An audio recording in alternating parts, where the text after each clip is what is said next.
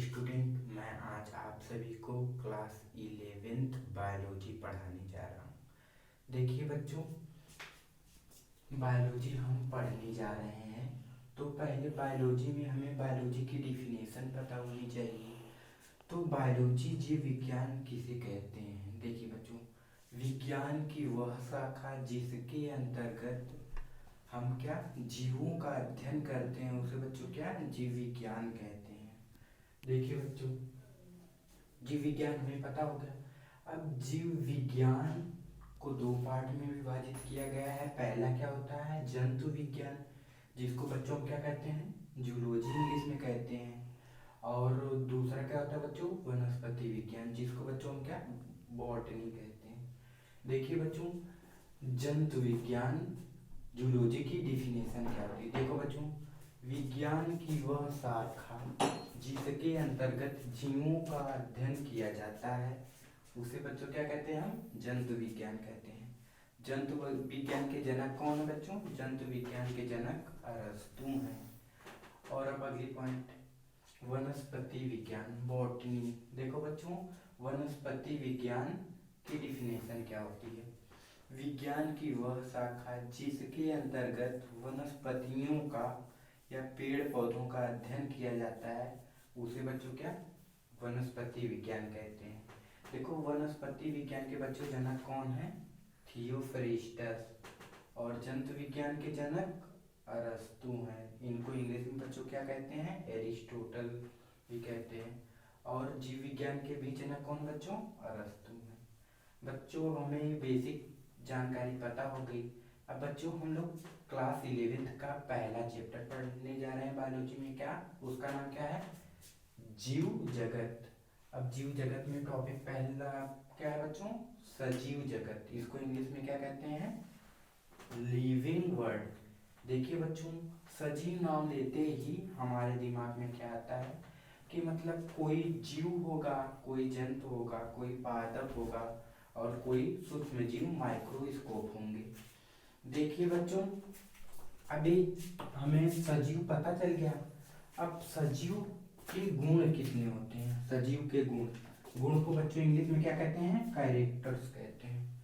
देखो बच्चों, गुण कितने होते हैं इसके? सजीव के 5 होते हैं। पहला पहला बच्चों क्या है? श्वसन है। दूसरा क्या है? वृद्धि है। तीसरा क्या है? जनन। चौथा क्या है? उपापचय क्रिया। पांचवा क्या बच्चों? पर्यावरण के प्रति संवेदना। देखिए बच्चों, एक गुण होता है, एक क्या होता है? अभिलाक्षणिक गुण होता है। अब हम लोग गुण के बारे में पता हो गया हम लोग कि गुण 5 होते हैं। अब देखो हम लोग क्या पढ़ेंगे? अभिलाक्षणिक गुण।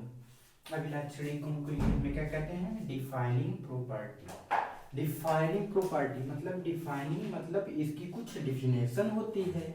जैसे बच्चों, इसकी पहली डिफिनेशन इसकी होती है। देखिए बच्चों, इसकी पहली पॉइंट क्या है? ऐसा गुण जो सभी सजीवों में बिना किसी अपवाद के उपस्थित हो। पहला क्या होना चाहिए? ऐसा गुण होना चाहिए जो सजीवों में बिना किसी अपवाद के उपस्थित हो। दूसरा क्या होना चाहिए? ऐसा गुण जो किसी भी निर्जीव वस्तु में ना पाया जाए। और दूसरा क्या होना चाहिए? जो निर्जीव वस्तु में नहीं पानी चाहिए। तब क्या होगी? तब वह क्या हो जाएगा? अभिलाक्षणिक गुण होगा। देखिए बच्चों, अब हम लोग इन सब का पढ़ेंगे। इन सब का पहले हमें अभिलाक्षणिक गुण पता करने के लिए पहले हमें इन सब की डिफिनेशन पता होनी चाहिए। देखो बच्चों, पहला क्या हमारा? श्वसन है। श्वसन बच्चों ये क्या है? उपापचय क्रिया है। श्वसन एक उपापचय क्रिया है। तो बच्चों, हम श्वसन को उपापचय क्रिया में ही पढ़ेंगे। अब उसके बाद क्या है बच्चों? वृद्धि है। अब चलो बच्चों, हम वृद्धि के बारे में पढ़ने जा रहे हैं। देखिए, वृद्धि को बच्चों इंग्लिश में क्या कहते हैं? ग्रोथ कहते हैं। देखिए बच्चों, वृद्धि की डिफिनेशन क्या होती है? संख्या एवं व्यवहार में बढ़ोतरी को बच्चों हम क्या कहते हैं? वृद्धि कहते हैं। देखिए बच्चों, संख्या एवं व्यवहार जो है बच्चों, ये वृद्धि के क्या है? द्वियुग्मी गुण है। और अगली पॉइंट बच्चों क्या है? देखिए, एक कोशिकीय जीवों में क्या होता है बच्चों? कोशिका विभाजन होता है। जैसे मान लीजिए एक कोशिकीय जीव है, तो ये कोशिकी जीव है, इसमें से टूटेगा, ए टूटेगा तो एक कोशिका बनेगी, फिर यहाँ एक कोशिका हो जाएगी, फिर यहाँ एक कोशिका, ऐसे ऐसे टूट टूट कर मतलब कोशिका का निर्माण करते हैं, उसी को कोशिका विभाजन बच्चों कहते हैं। पता चल गया। अब देखो बच्चों, पादपों में वृद्धि, पादपों में जीवन भर वृद्धि चलती रहती।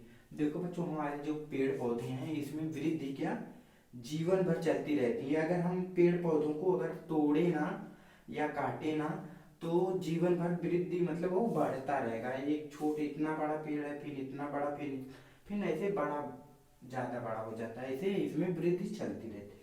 और बच्चों, जंतुओं में सीमित समय तक वृद्धि होती है। जंतु मतलब जैसे हम हो गए और जानवर हो गए, जैसे हम लोग की एक सीमित मतलब हम लोग की समय सीमा है एक, कि हम लोग इतने समय तक हम लोग वृद्धि करेंगे मतलब बढ़ेंगे। फिर उसके बाद देखिए, कोई बुजुर्ग आदमी है, उस अगर उसको कोई कहते वृद्धि करेगा, नहीं, उसकी समय सीमा जो वृद्धि की खत्म हो गई है। अब बुजुर्ग आदमी वो वृद्धि नहीं कर सकता। देखिए बच्चों, और निर्जीव में, अब देखिए निर्जीव में बच्चों क्या वृद्धि होती है। देखिए बच्चों, निर्जीव में वृद्धि कैसे होती है। मान लीजिए जैसे एक 5 kg का क्या पत्थर हो गया, 5 kg का अगर वो पत्थर हो गया तो 5 kg के पत्थर को अगर हम किसी खुले वातावरण में रख देते हैं, अगर उसको खुले वातावरण में रख देते हैं तो उस 5 kg के पत्थर पे धूल कंकड़ सब इकट्ठा हो जाएंगे, बैठ जाएंगे।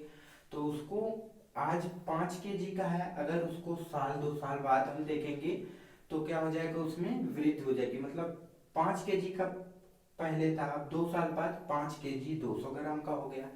तो उसमें क्या बच्चों, जब भार की बढ़ोतरी हुई, तो ये निर्जीव में भी बच्चों वृद्धि होती है। जैसे देखिए, जैसे पर्वत में गोलार्ध हो गए और रेत के टीले हो गए। अब देखो बच्चों, हम वृद्धि कितनी प्रकार की होती है। वृद्धि बच्चों 2 प्रकार की होती है। पहली बच्चों आंतरिक वृद्धि होती है, जिसको इंग्लिश में इंटरनल कहते हैं। और दूसरी क्या होती है बच्चों, दूसरी हमारी क्या होती है, बाहरी वृद्धि, जिसको हम एक्सटर्नल कहते हैं। अब देखो बच्चों, आंतरिक वृद्धि क्या होती है, वह वृद्धि जो हमारे शरीर के अंदर होती है उसे हम क्या कहते हैं बच्चों, आंतरिक वृद्धि कहते हैं। जैसे मान लीजिए सजीव और बच्चों निर्जीव सॉरी कह रहे हैं वृद्धि, बाहरी वृद्धि, आंतरिक वृद्धि हो गया, बाहरी वृद्धि सिक। अब देखो बच्चों, बाहरी वृद्धि किसे कहते हैं, वह वृद्धि जो मतलब वातावरण में होती है, खुले स्थान में। जैसे पेड़ पौधों में जो वृद्धि होती है, पेड़ पौधों में, तो उन्हीं सबको वृद्धि को हम क्या बाहरी वृद्धि कहते हैं। जैसे बच्चों क्या हो गया, निर्जीव। देखिए बच्चों, वृद्धि, अब इसको हमें पता करना है वृद्धि अभिलाक्षणिक गुण है कि नहीं। देखो बच्चों, वृद्धि इसमें पहला अपवाद था कि निर्जीव वस्तु में नहीं पाना चाहिए। पहले देखो यहाँ पर इसमें वृद्धि निर्जीव वस्तु में पाया जा रहा है, तो बच्चों ये क्या वृद्धि हमारा जो है एक क्या अभिलाक्षणिक गुण नहीं होगा। वृद्धि सजीवों का अभिलाक्षणिक गुण नहीं होगा।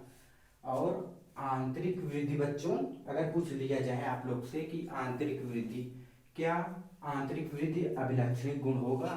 हाँ बच्चों, अभिलाक्षणिक गुण आंतरिक वृद्धि क्या सजीवों का अभिलाक्षणिक गुण होगा। चलिए बच्चों, हम यहीं पर अब वीडियो को समाप्त करते हैं। अगले वीडियो में हम आपको जन्म से पढ़ाएंगे।